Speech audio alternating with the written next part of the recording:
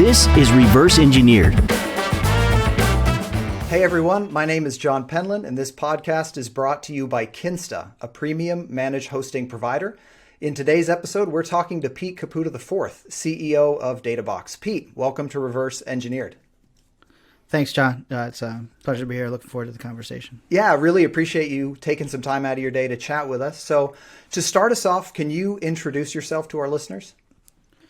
Sure. You got my name right, so Fantastic. That's good. Pete, I can go by Pete here. Okay. But yeah, I run a company called Databox. I joined the company about 4 years ago as CEO.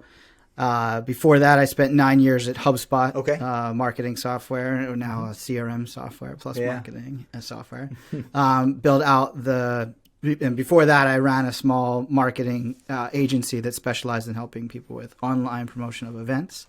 So been doing marketing for the better part of 20 years here, online marketing for the better part of 20 years, building websites, things like that.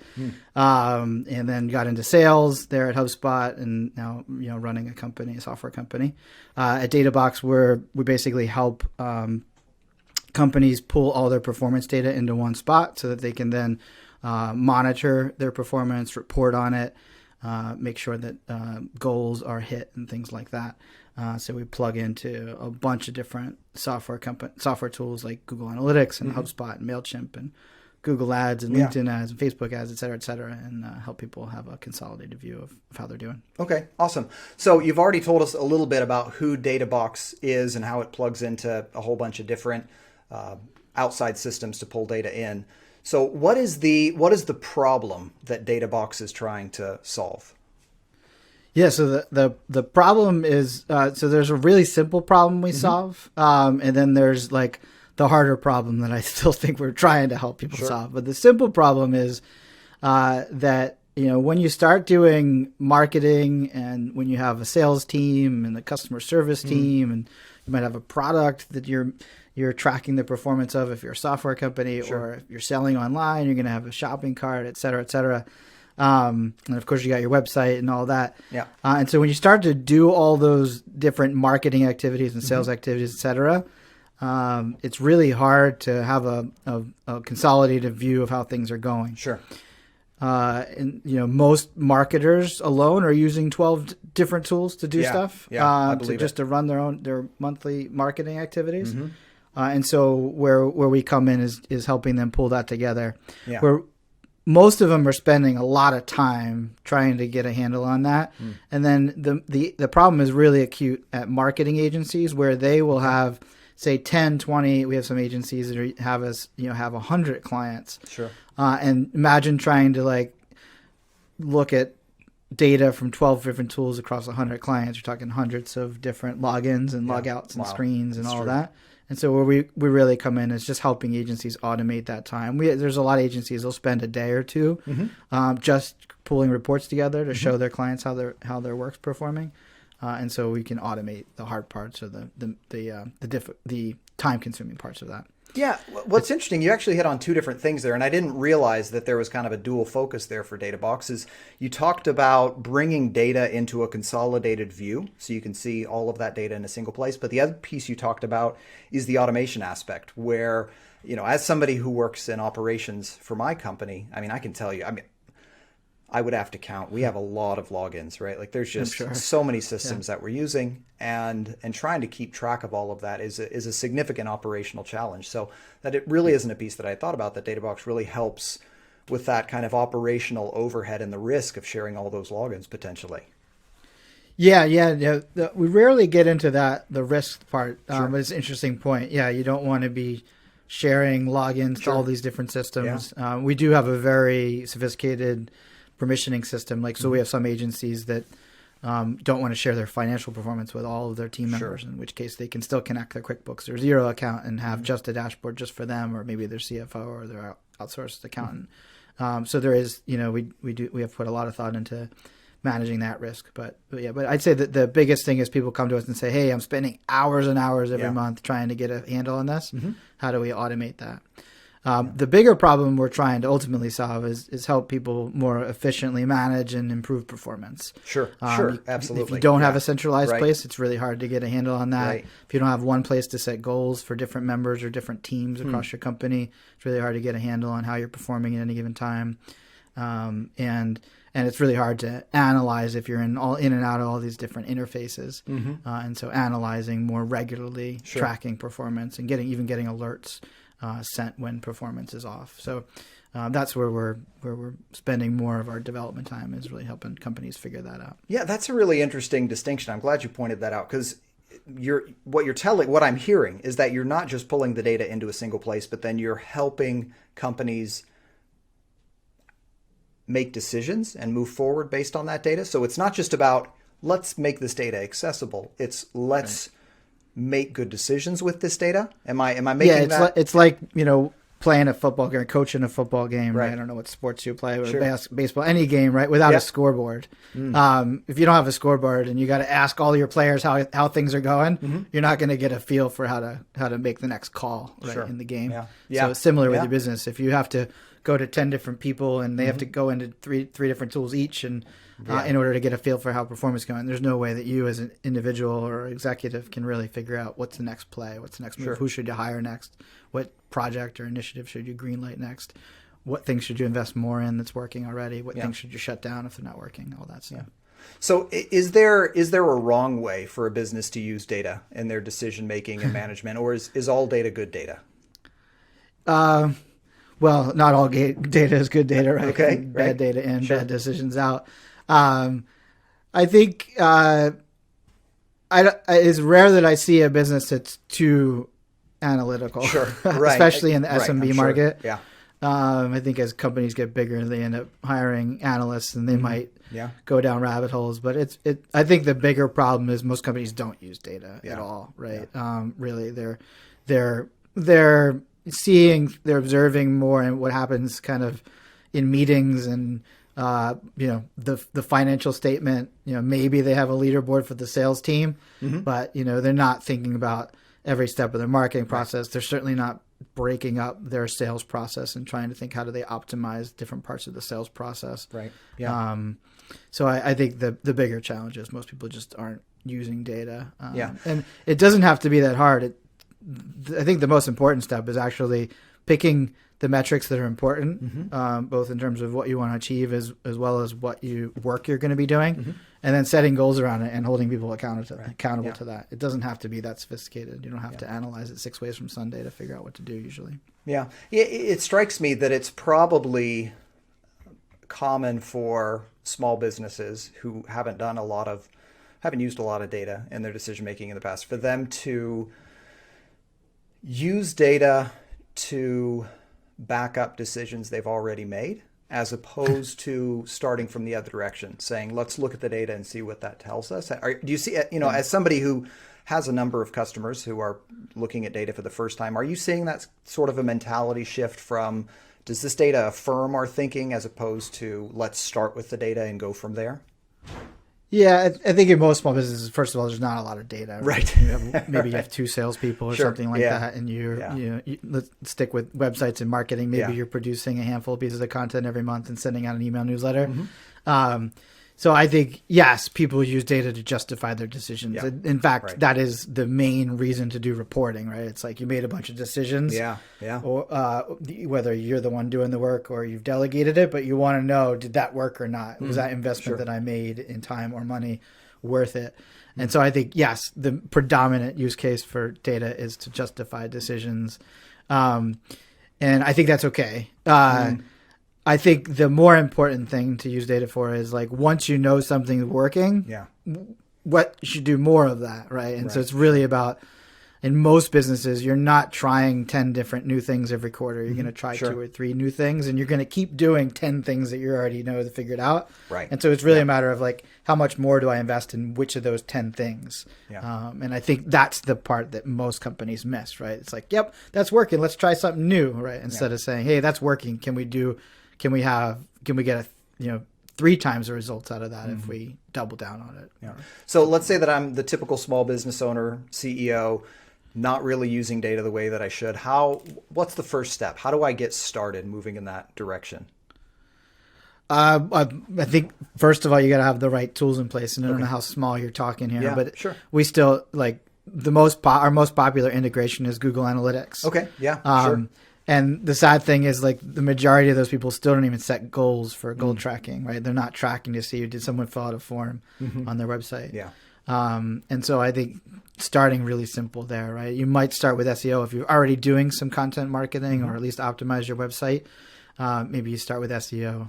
And maybe you're spending money on ads, but you kind of set it and forget it instead of, thinking about different creative ways that you could get people to your website and convert. So I think it really depends on which initiatives they're doing, and starting from that, right? The first thing that we do when somebody signs up for our product is we're asking them, hey, we noticed you connected this data source, Google Analytics. Here's 10 things we could help you measure with Google Analytics. Which of these would you like us to help you with? And so I think it really starts with what they're doing now, what tools they're using now. Okay. So taking a step then back from this really small company that's really just getting started to a larger company that has some data. Based on some things I've seen you write, I think you're a big believer in the idea that data should be visible, that there should be a degree of transparency across the company around that data.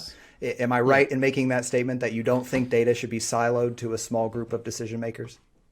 Oh, absolutely. I feel like that ship sailed 10 years ago. Yeah, sure. It's a great question, and most companies don't operate this way still. But like, it's the people that I hang out with in software as a service companies and marketing agencies have all embraced that approach of sharing almost all the performance data with all of the team members. In fact, many of the agencies I know and the way we operate, we share our financial results at the end of the month with everyone. In fact, we train our team members on how to understand our financial performance, so that when they're making decisions or when they're proposing ideas or raising issues that need to be addressed, they're informed by the strategic goals of the company, financial goals of the company. And so, I'm absolute big believer in that.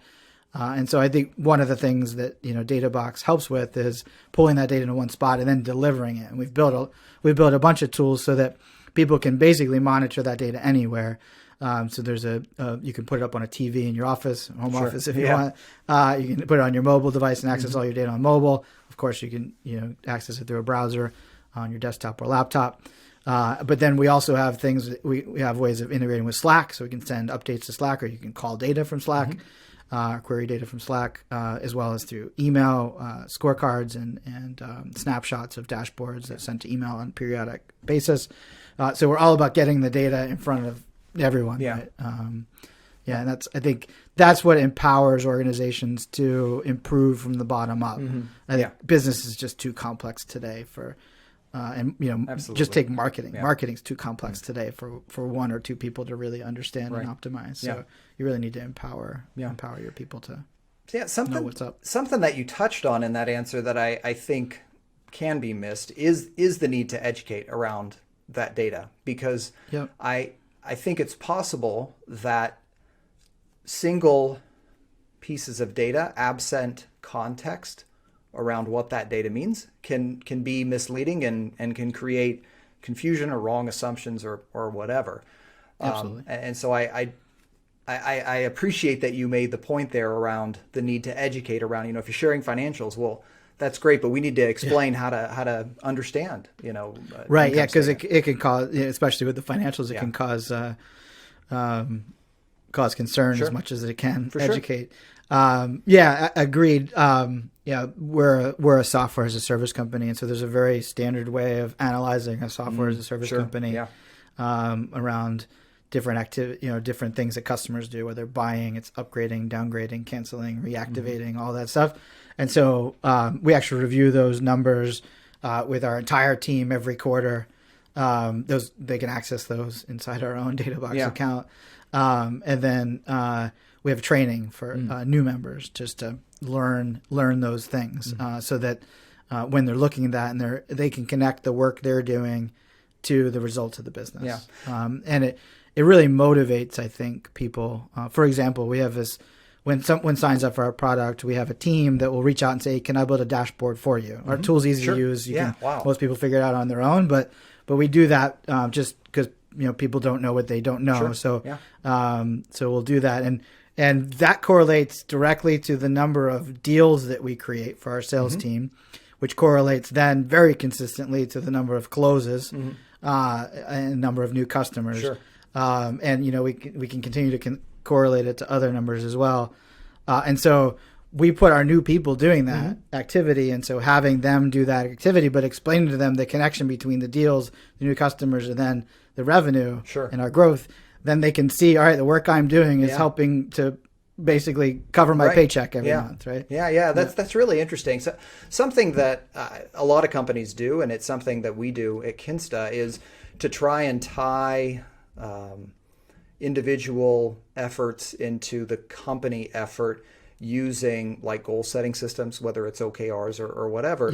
And so it's interesting to hear you talk about, really, if I'm understanding correctly, kind of using data for the same type of purpose, where it's like, how can I correlate what I'm doing from a data-driven perspective? How can I correlate it back to the overall company results? So it's maybe I guess if you have key metrics identified, that these are the needles we're really trying to move, and somebody can then tie their own efforts directly back to moving those needles.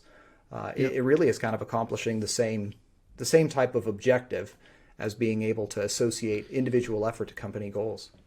We love the OKR system. We use a modified version of it. I won't get into the why, but so the OKRs, I think for people that don't know, key results, right? An objective could be to grow website traffic, just to keep it real simple. A key result could be the number of sessions that you're getting at the end of the quarter.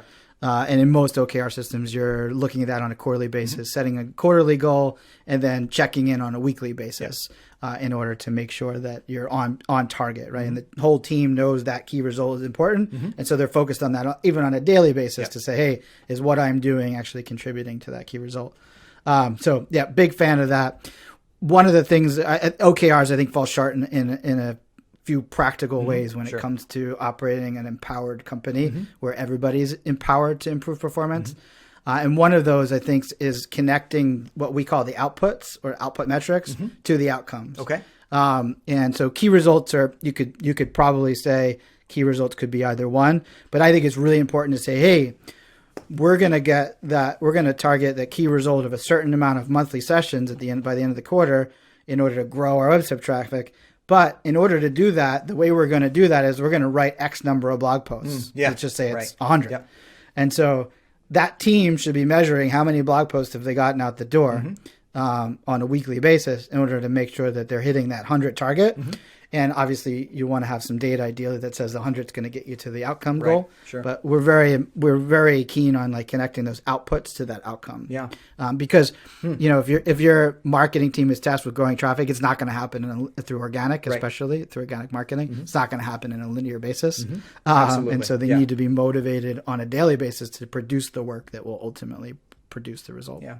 One of the things that I like about the concept you're talking about here of using data to connect individual performance to company performance, there are roles that are not a great fit or that are difficult to fit into the OKR framework. So where you have a role where the work really shows up on your desk and you need to do it. So I'm thinking of things like customer support, development, these types of things where you're assigned a task, you complete the task, you move on to the next.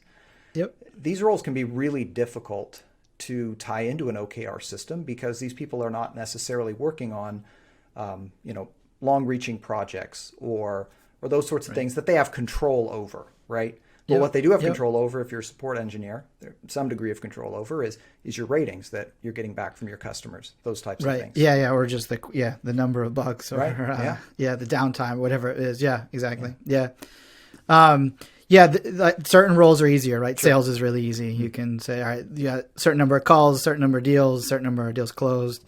I think marketing is relatively easy because everything is measurable, especially digital marketing. Customer support, what I'm a big believer in is tasking customer support with both being reactive and proactive. Okay. And most companies, I think, separate those responsibilities, but there's always ways, I think, to find, even if it's simple ways to task your customer support team with being reactive. It could be as simple as like once they solve the question that they're asked by the customer, but then proposing something else that's related to that they could also be doing in your product or with your service or whatever. And so, and then putting a number behind that. One of the things that we do is for customers that are not quite set up as well as we would like them to be. Our customer support team is responsible for getting them on calls with somebody in account management in order to further their onboarding process. And we track that. And so I think I like to think of customer support as almost like demand generation. Both for my sales and my services teams, right? And many of those services we're doing for free. We're not trying to make money on the services per se because we're a software company. But I always talk about being proactive and not just reactive. The other term I use is being responsive versus being prescriptive. And I think in many companies, because you're helping your clients or your customers with the same thing over and over again, you have experience that most of your customers don't have. And so instead of just saying, hey, yeah, I can help you with that, it's, hey, I can help you with that for sure. But I'd also recommend this because 9 out of 10 companies that I work with, like you, also do these other things. And this should correlate to success in this area of your business. Is that something you'd be interested in learning about? And so those things, I think, help organizations start thinking about how to put numbers to customer support. No, I really love that. It's something we place an extremely high priority on quality of service, quality of support. And one of the questions you wrestle with is how do you quantify good customer support outside of just what rating did the customer give you and how many tickets did you close, right? And I love these ideas of being proactive as opposed to just reactive. Did you just close the ticket or did you take the opportunity to educate the customer, right? And now figuring out how to attach data to those points, that's probably a whole other you need challenge. Some kind of activity that they then do, that they're pitching, in a nice way, pitching in a helpful way. I think that's important. The other thing, since we're on the topic of customer success, we look at first response time and resolution time as two important things. And then we're a software company, so our customers typically pay us either monthly or annually. And since we're a software company, it's similar to you, right? I imagine you can measure usage. So we're looking to see, are we moving customers into a usage level that correlates ultimately to retention, right? Retention is a very lagging indicator. But if we can see the short-term activities that we can cause a customer to do, that will correlate to retention. Like that's a big win for that, the customer support team. Well, then of course there's upgrades. One of the tricky things with some of the metrics, first response time jumps out to me, is that it's important to couch a metric like that in such a way that it doesn't lead to unintended consequences, right? Because if a support engineer knows that they're going to be measured on first response time, they might jump in, really, really fast with hey, I'm going to get right back to you. And then it's 10 minutes before they're back, right? So you got to figure out how to stack these Whenever things against we set themselves. goals, we try to set a pair of goals, Balance where each we're other. setting both a quantity goal as well as a quality goal. And so the quantity goal might be the number of tickets that you're resolving or responding to, or number of chats in our case that you're responding to. The quality metric might be the response time and the satisfaction score. Rating. Like I think if you just look at one metric, yes, companies can over optimize on that. In fact, we rely on chat to book sales calls because people are in our app and that's when they have questions. And so that leads to a sales call. And so my sales leader is always on top of measuring the response time in chat and bringing it up every week to say, hey, this dropped a little. Right. And so, therefore it causes the support team to say, hey, all right, we got to put that just as prominently as the number of deals we created because it's important that we keep that response time high. So I think, it's a matter of balancing quality and quantity goals and trying to pair them up. Yeah, absolutely. All right, I'm going to shift the conversation in a little bit of a different direction. So I've seen a couple of times where you refer to yourself as a challenger. In fact, I'll read a quote from an article I wrote that you wrote a couple of years back that I read. It says, I'm motivated by proving other people wrong more than almost anything else. I'm just curious where this mentality came from, and how do you think it's helped you over time? I think it started from my Italian stubbornness, from my heritage, right? Nice. my great grandfather came over, and then I didn't know him, but my grandfather, rule abiding guy, never broke the law that I know of, but always was challenging systems and people. My father was the same way, and so I think it's kind of inherited. Just always raised to ask questions and challenge things, and and then a little bit of a chip on my shoulder just to prove myself, which I think came from my dad setting a high bar and having high expectations for me.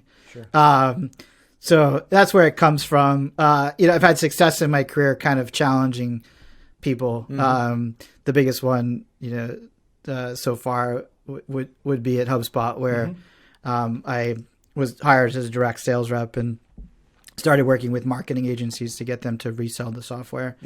And initially I was literally told not to do it, and I kind of just did it anyways for a little while and made sure it didn't cause any problems. But after a while, I started pitching a program, and that we should build a program. I was told no a bunch of times. In fact, the first time HubSpot made the Inc. 500, Brian Halligan wrote an article that's in the magazine, and the article is all about how I was really stubborn and made this happen, and how it was a model now for HubSpot to innovate, in that they're looking for people that were willing to take something on in the nights and weekends. And so it just, it's now, it's lore now, I guess, at HubSpot that, that Brian Halligan, the CEO, didn't want to do it, and I did it anyways, and it worked out to be nearly 50% of their revenue, and they have a market cap now, I think, of close to 20 billion, maybe. I can't remember exactly, but it's up there.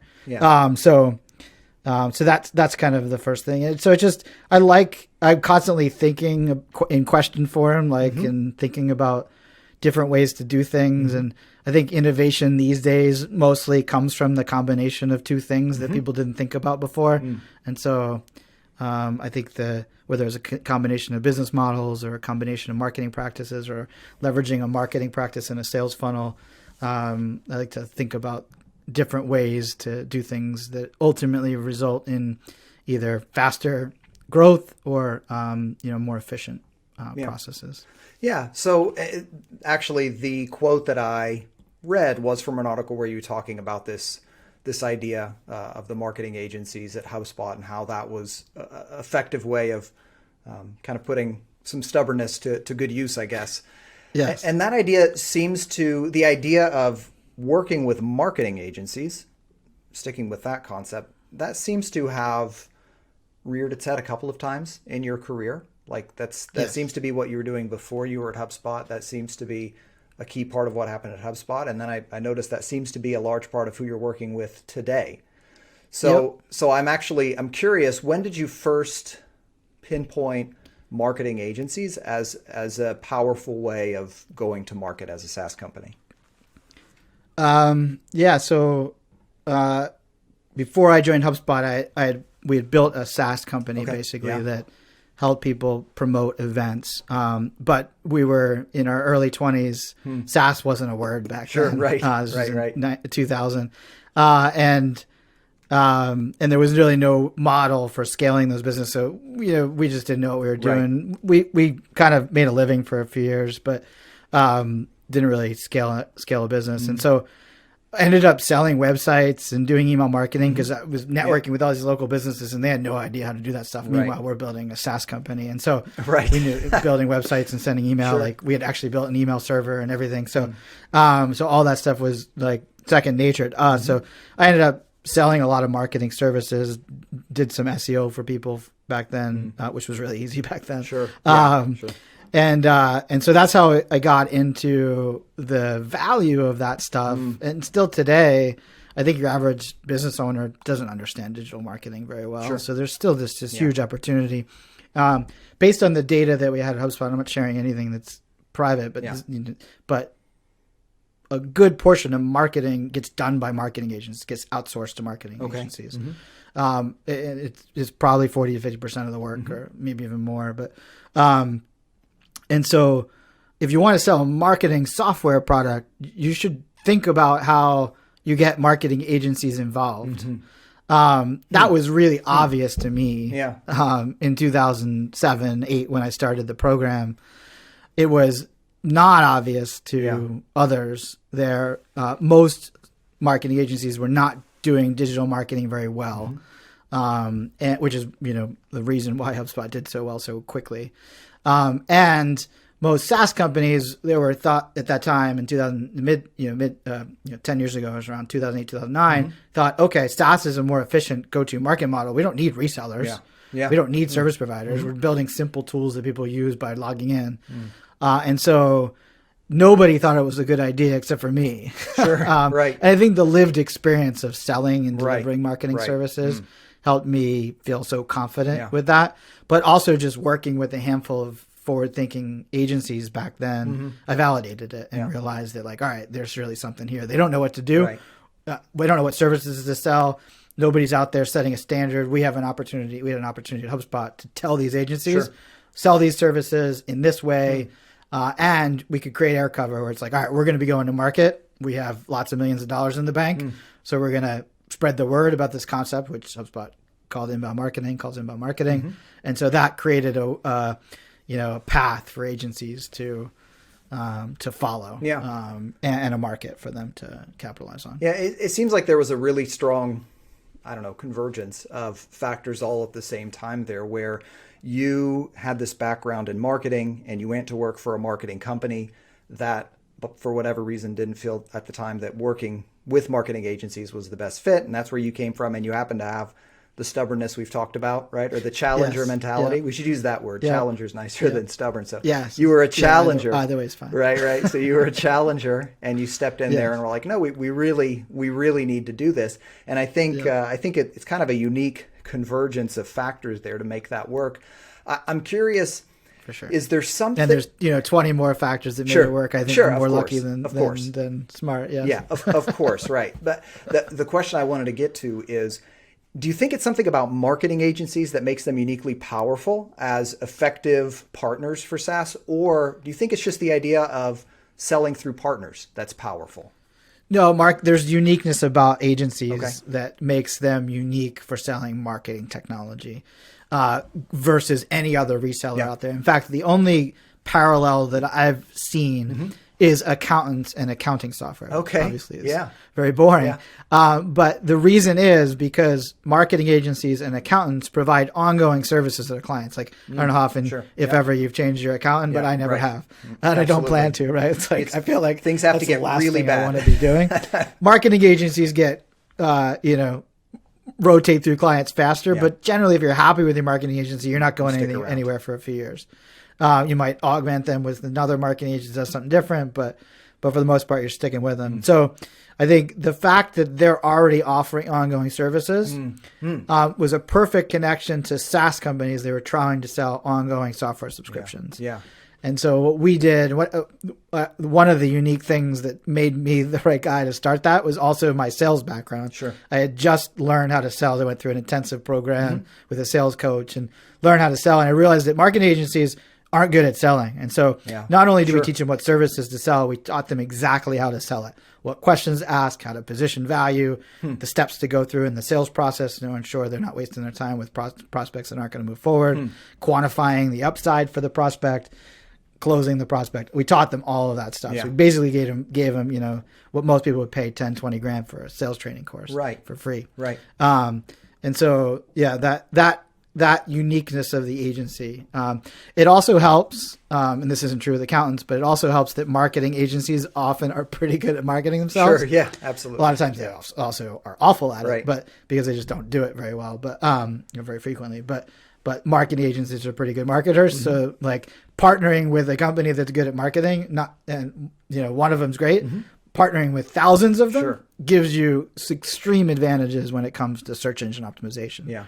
Right. One of the reasons that HubSpot has done so well with their own content marketing is because they have thousands of agencies. companies talking about the same stuff, Yeah. linking to them Yeah. as the source. So Yeah, that's interesting. Yeah, and one of the things that you mentioned early on there in that answer is that when you started working with agencies, it was important for you to train them in how are they going to go to market? How do they sell the services?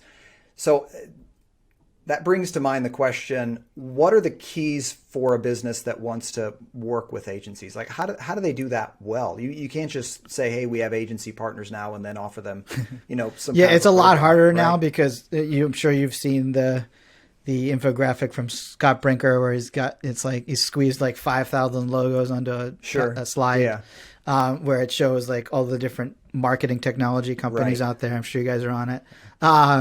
So there's just so much marketing technology out there, and most marketing agencies are very small. In fact, like 50% of them are less than 10 employees. Right. Yep. And so, and they're like, they don't make payroll unless everybody's billable at least 60, 70%, which is low.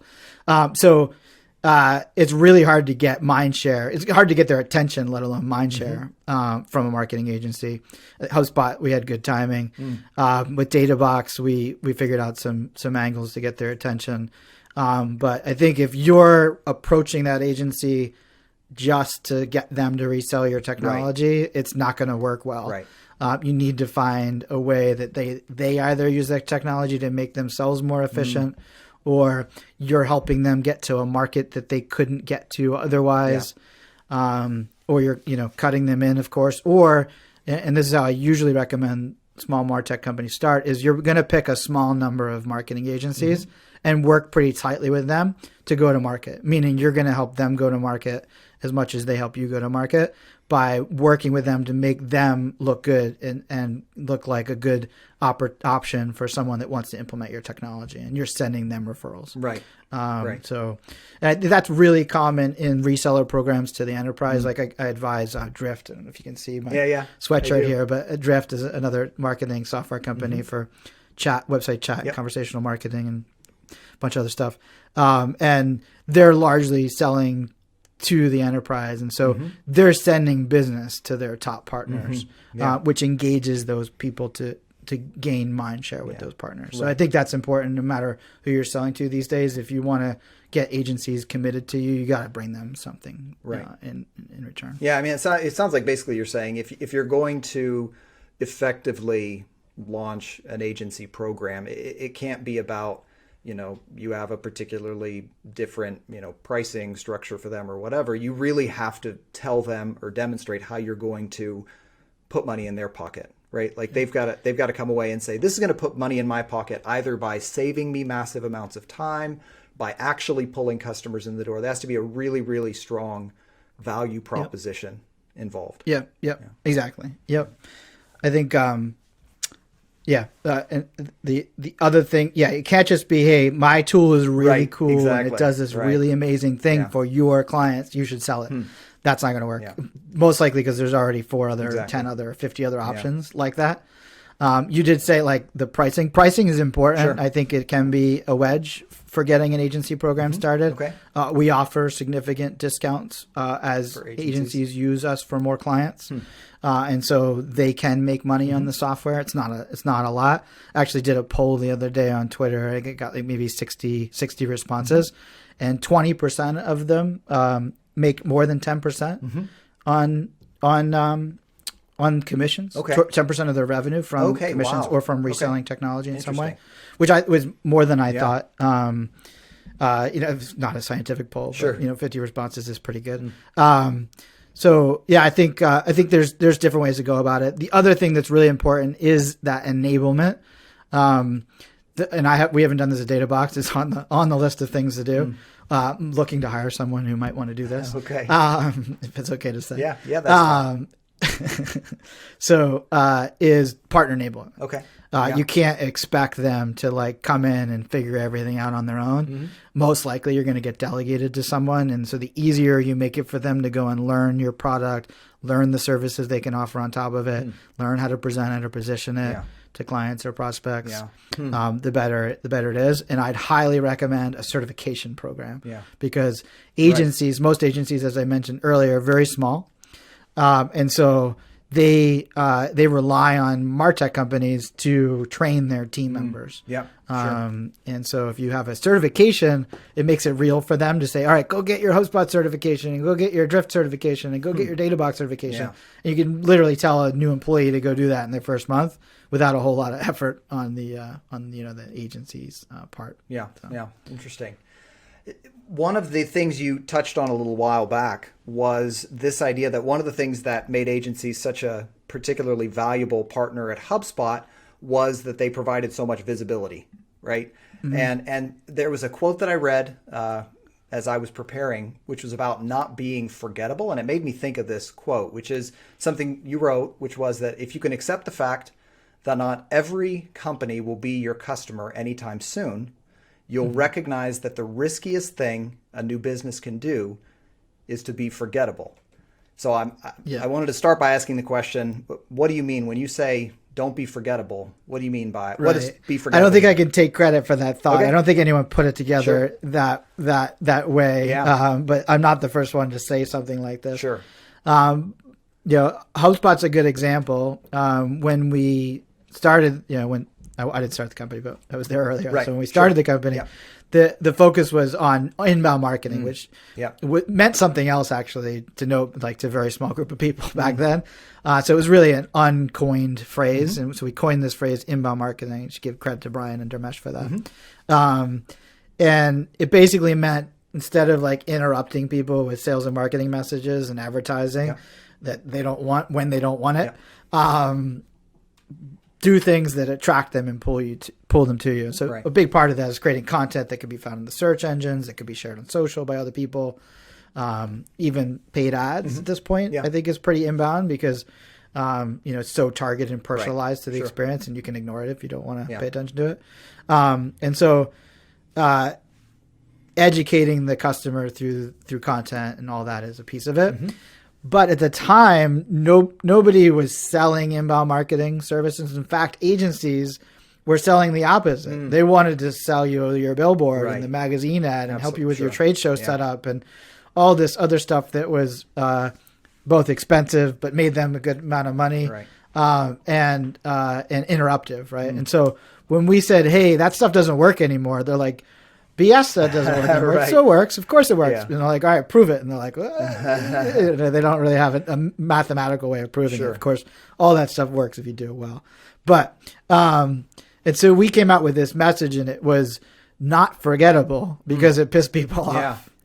I think Salesforce was a good one before that in that they said, they had that no software. It's the symbol with software in the middle and the X through it, like no software.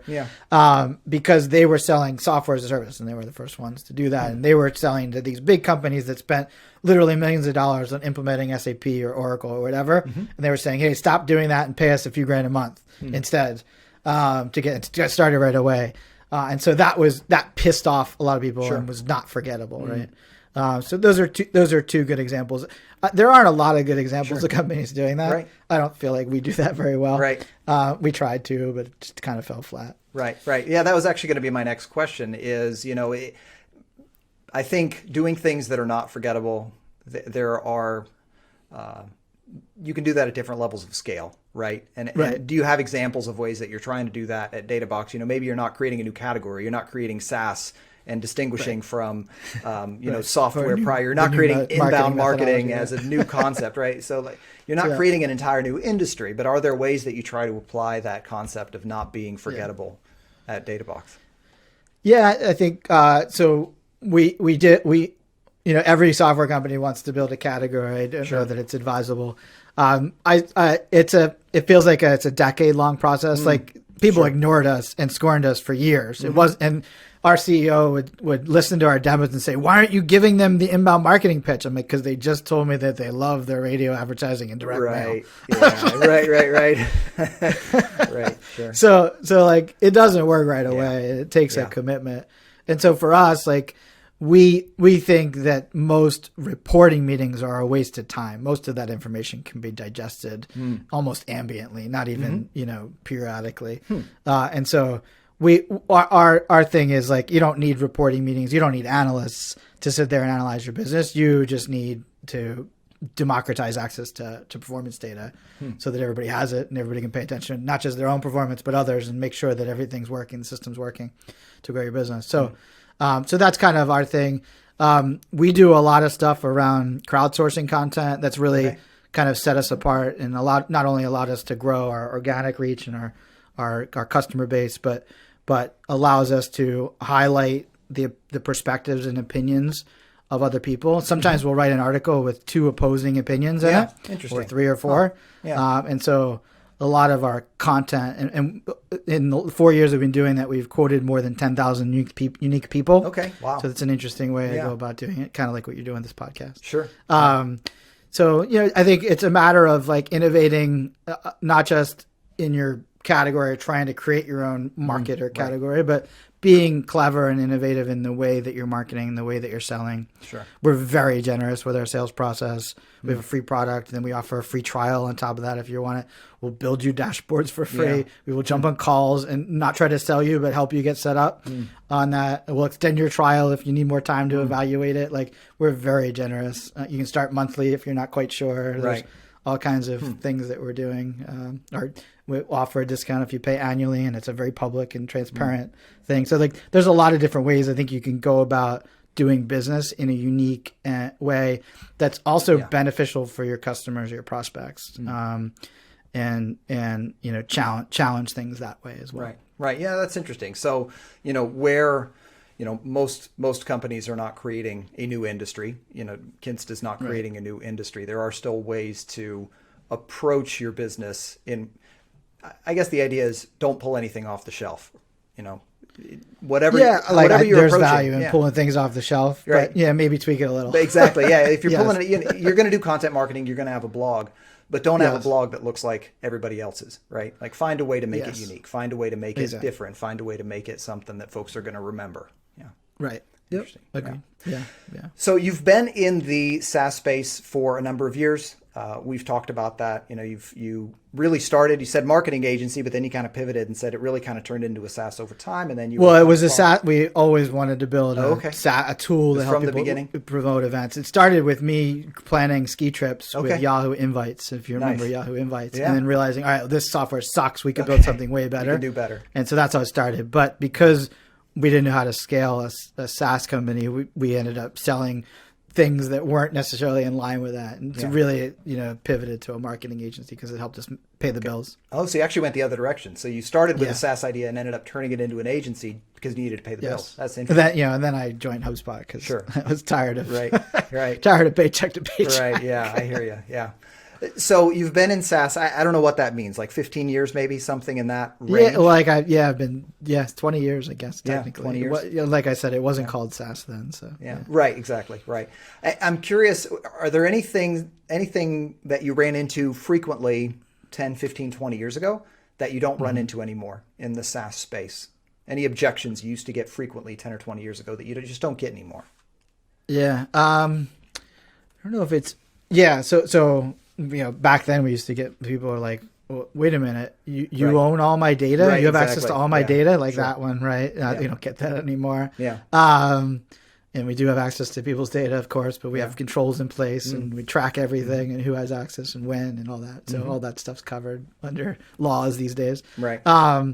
So that was one, but I think the bigger thing, and I think this is going to happen to every industry. Mark Andreessen says software is eating the world. Yeah, I think like we're in inning one of that. I think like there's still software still has a lot of eating to do, but I do think it'll happen. And I think SaaS companies, obviously we are software companies, but I think the way that we go to market is very software enabled.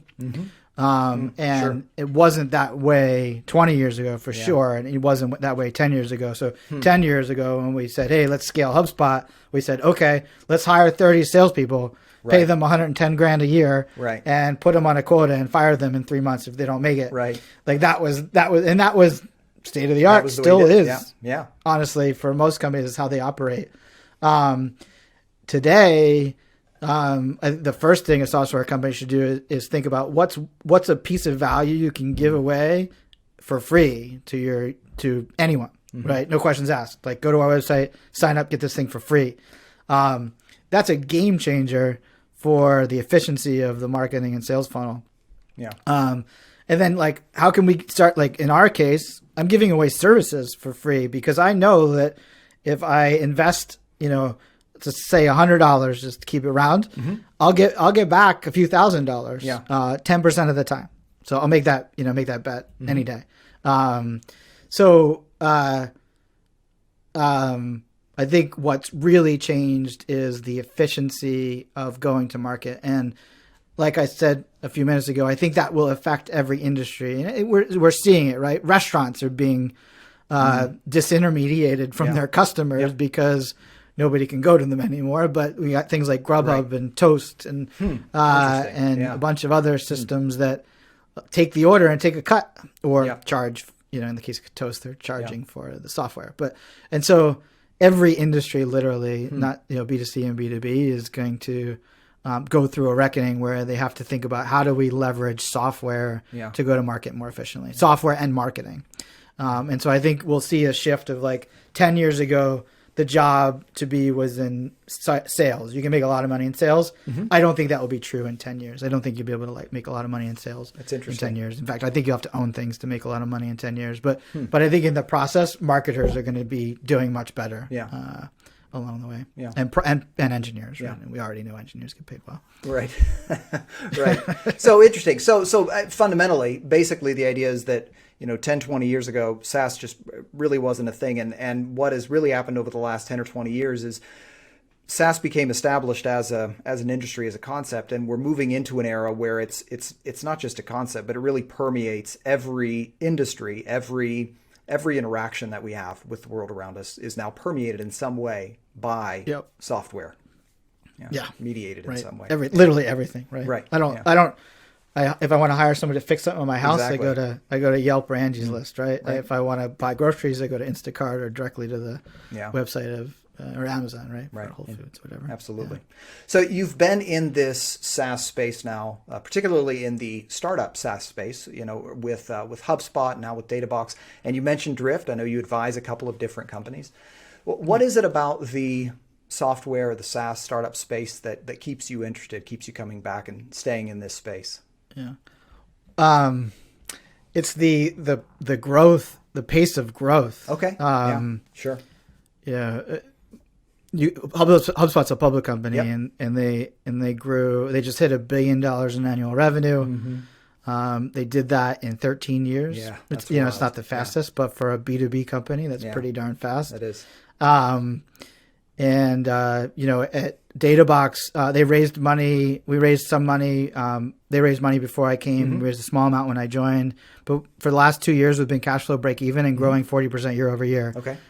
So the growth is amazing, right? We literally just hired 15 people this year so far. So I think that it makes it fun, right? Every day, practically, I'm doing something new. Yeah. Every quarter, our marketing team's doing something new. Yeah. We're changing our improvement process. I've created new roles. We'll be creating another new role next month in the company. Yeah. So that pace of growth, obviously that's fun and challenging. It's I feel like if you're not growing your SaaS company, you're really missing the mark. I think it's kind of the easiest type of company to grow. You got to get a lot of things right, and all needs to be rowing in the same direction. But once you get there, growth happens. Yeah. And so that excites me. Then from a financial perspective, it was a smart move for me to go to HubSpot, of course, and I think there's still another good 10, 20 years of this kind of growth where companies are going to grow so fast and the multiples will be so big. So from a financial perspective, makes a lot of sense. It's a smart space to be in for anybody. Yeah. It's interesting. You mentioned the pace of change. I feel like that is a bit of a double-edged sword. I mean, if you love Sure. to have a different job every 6 months, then SaaS is fantastic, right? You know, Right. I can say that about our company. I've been I've had the same title for almost 3 years now, but I can pencil But that's out. the COO, right? Yeah. I've had the COO title. I don't know where you go from. There's only one other option from there. So. Right. I've had that title for 3 years now, but I can easily pencil out at least 4 different jobs I've had in that time, right? Like at least 4 different job descriptions that I've had in the last 3 years. And I'm really going through another transition right now. So even within the same title, as the company grows and the needs of the company change, you have a new job every 6 months. And sometimes and most of the time it feels like it's the job you should have been doing about 6 months. That's exactly ago, right. That's exactly right. You're dead on the money there. Yeah. Same here. Like I literally closed. Like when I joined, there was very little revenue. We had a handful of customers. So I spent the first few months just closing deals.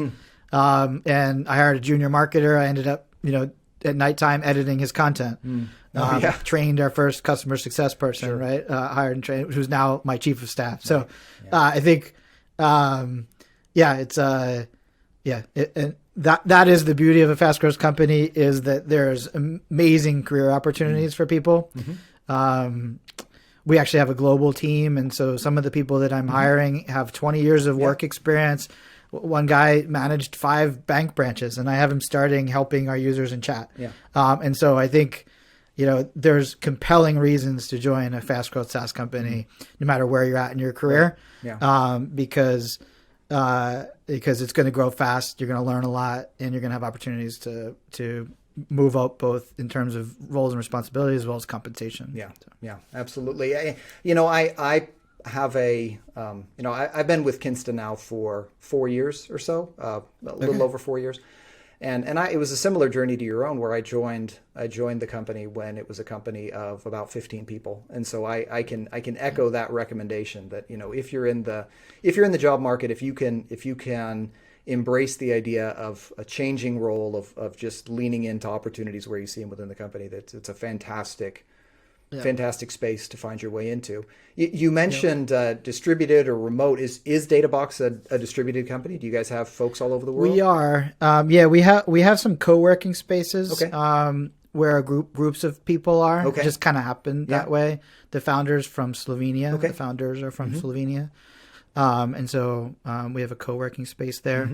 But I'm in Massachusetts. My director of sales lives about 2 hours from me in Massachusetts. Nice. It makes no sense for us to drive to see each other.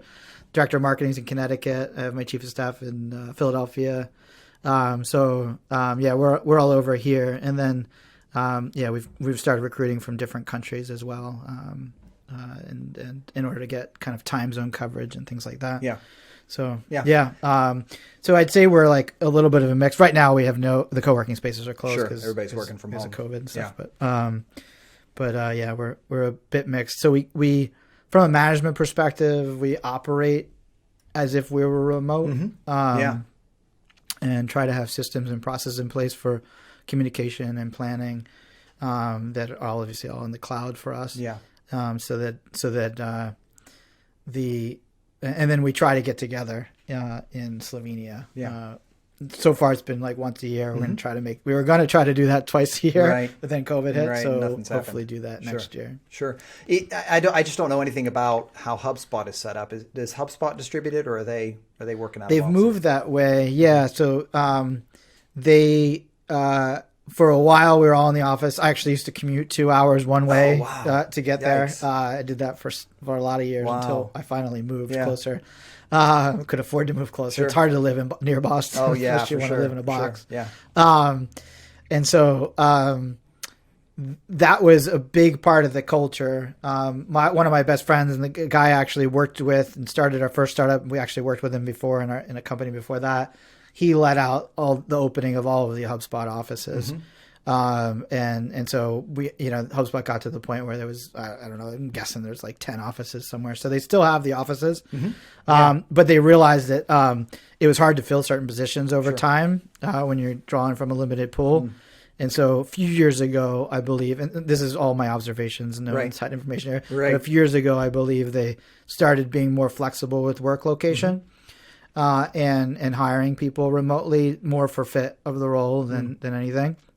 And then with COVID, I think they went to that whole, it's a remote first culture, and really making it possible for you to work just as effectively at home. I think they, have a stipend or budget for setting up your office and things like that. So I know they've embraced it. Yeah. So did you come to Databox with remote experience, or were you? No. Well, the last year at HubSpot, I basically quit my role. Okay. And Brian asked me to stay. Yeah. And so I said, okay, what do you want me to do? And he's like, how about this? I'm like, no, I don't want to do that. And I said, how about I write for the blog? So for the last year, I wrote for the blog, and I worked mostly from home. I went in one day a week.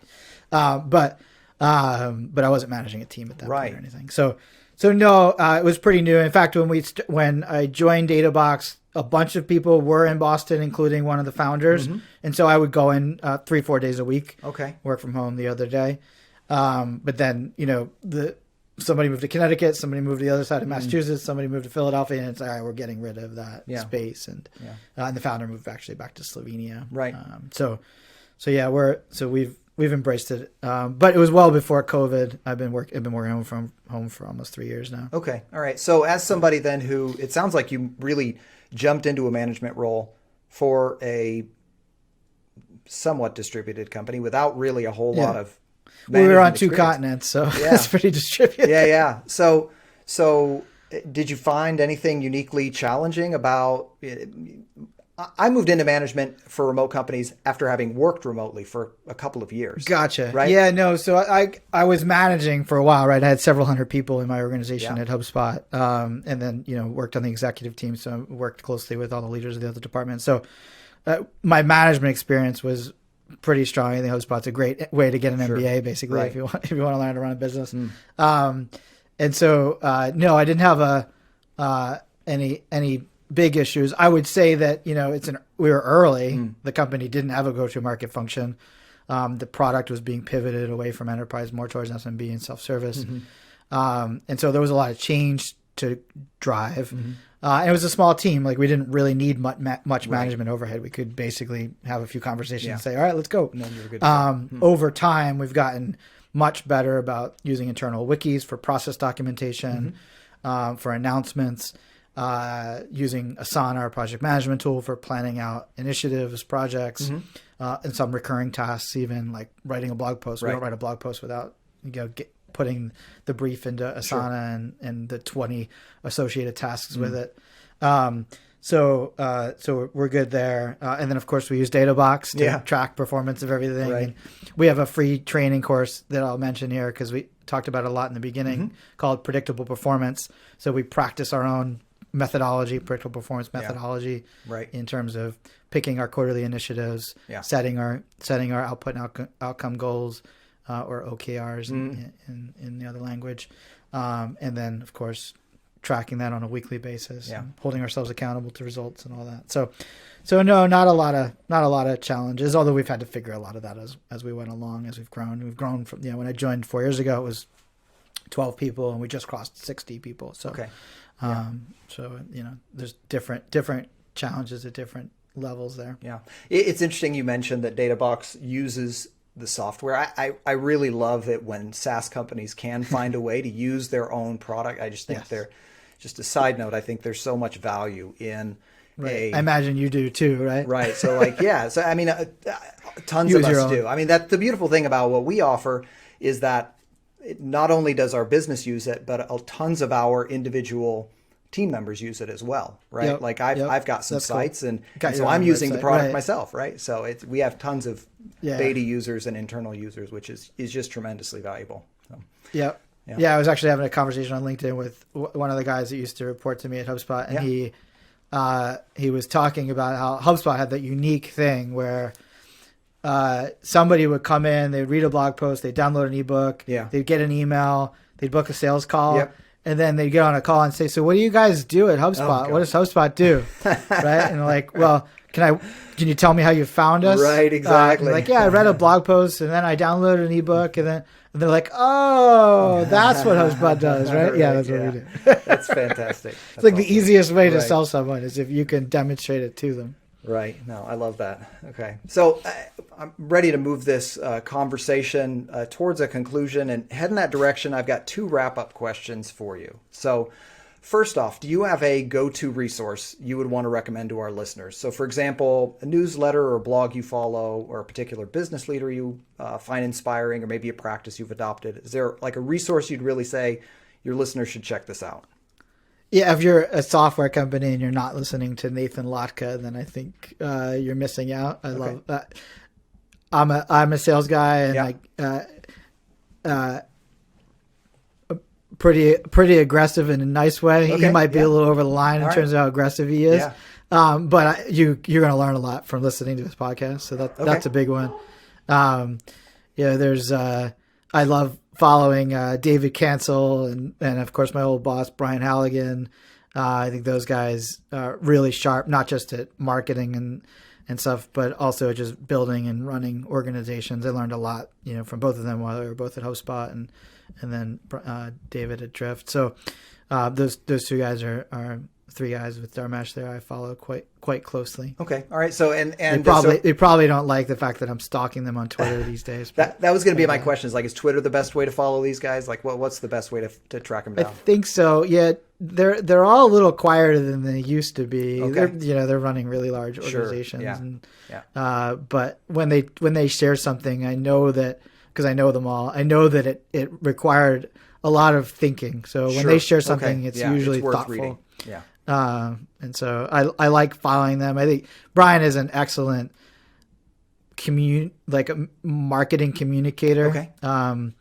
I think one of the things I learned from him is just the value of repeating your message. Okay.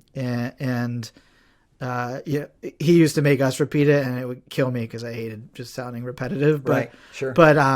But he was right. There's not too many marketers in the world that don't know what inbound marketing is. Sure. Right. Absolutely. Yeah. So this isn't in a marketing context, but something I've said internally is, as managers, we know we've repeated a message enough when people find it annoying and start making fun of it. Right? Like when you reach the point where people are getting a little bit annoyed and starting to playfully, poke fun at it. Okay. I only get that from my U.S. team members. I think that's a uniquely maybe so sarcasm in that way, right. And is a uniquely American thing. Right. I actually, it's true. I've seen that, right? And I used to do that all the time at HubSpot. Yeah. But I like most of my teams in Slovenia and Serbia, and they're such genuine, caring people, thoughtful people. So they start repeating it, and they start that's when I know. So it's I don't know if it's a cultural thing or maybe there's just certain things hit right, but I think that's an American thing to make fun of your boss for being repetitive, right? Right. So the thing internally right now is, again, OKRs are something we do work with, and I'm always the one who talks about OKRs, and so. After about 6 months, folks started making fun of me as the OKR guy, and I'm like, all right, we have finally reached the necessary level of saturation. Yeah. Right? All right. Yeah, I feel like OKRs, it takes years to get good at that. You can do the process, right? But then you're going to miss half of them for a while. Sure. Yeah, absolutely.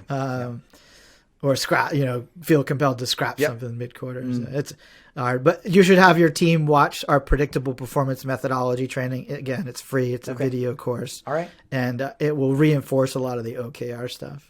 Then it won't just be you. They might even pull out some new terminology that you don't use yet. All right. So this is the predictable performance course. Did I get that right?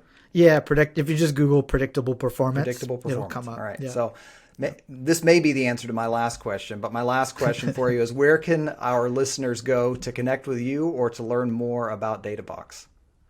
Go to databox.com and sign up for the free product. It's free forever, with a certain level of usage. And I've been told it's pretty generous. We have lots of free users that use this on an ongoing basis. The limits are pretty high. Okay. So it's an easy way to at least check us out and learn about what consolidated performance monitoring can do for you, your company. Fantastic. Well, Pete, thank you so much for appearing on Reverse Engineered. You are welcome. You're welcome. All right. Well, thank you. That's it for today's podcast. You can access the episode show notes at kinsta.com/podcast. That's KINSTA.com/podcast. If you enjoyed this episode, don't forget to subscribe to Reverse Engineered and leave us a review on Apple Podcasts or the platform you're listening on right now. See you next time.